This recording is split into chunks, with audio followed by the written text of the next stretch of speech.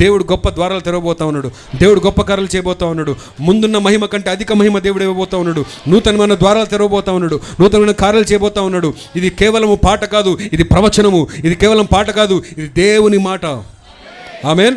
ఆయన అన్నిటికంటే పైన ఉన్నవాడు కాబట్టి ఆయన ఏమైనా చేయగలిగిన దేవుడు. హల్లెలూయా. ఆయన మనతో పాటు గుంతలో లేడు. ఆయన ఎక్కడున్నాడు? పైన ఉన్నాడు కాబట్టి ఆయన మాత్రమే మనల్ని పైకి తీసుకురాగలడు. హల్లెలూయా. సో నేను చెప్పిన ప్రయత్నం చేస్తున్నా అంటే కరెక్ట్ టైంలో వచ్చింది. కరెక్ట్ టైంలో దేవుడు మాట మాట్లాడుతూ ఉన్నాడు. సో ఈ టైంను వదులుకోవద్దండి. ఈ టైంలో ప్రార్థన చేయండి. 21 days ఫాస్టింగ్ ప్రేయర్ చేయండి.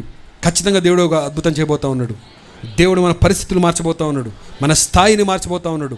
ఎందుకు, ఎలా, అవన్నీ అవసరం లేదు మనకి. ఏం చేయాలి? నువ్వు చేయగలవు దేవా అని చెప్పాలంతే. నువ్వు గొప్పడు ప్రభు అని ప్రార్థన చేయాలి. దావీదులాగా ఏం చేయాలి? దావీదు మనకి ఇస్తున్న మెసేజ్ ఏంటంటే యెహోవాను స్తుతించుడి. అంతేనా? అంతే, ఇంకా ఎక్స్ట్రా ఏం లేదు. దేవుని స్తుతించండి, దేవుని ఆరాధించండి, దేవుని ఆరాధిస్తూ ఉండండి. దేవుడు అద్భుతాలు చేస్తారు అంతే. హల్లెలూయా. దేవుడు ఎంతో మాట్లాడుతున్నాడా? ఆమేన్. సో మనం ఆరాధిస్తున్న దేవుడు కథలు మార్చే దేవుడే ఉన్నాడు. మనం ఆరాధిస్తున్న దేవుడు పొజిషన్లు మార్చే దేవుడే ఉన్నాడు. ఆమేన్. గుంతలో నుండి పైకి తీసుకొచ్చాడు. చూడండి పొజిషన్ ఎట్లా చేంజ్ అయిపోయింది చూడండి.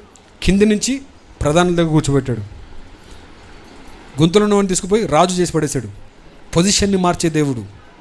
నమ్మండి, దేవుడు మన జీవిత అద్భుతాలు చేస్తాడు.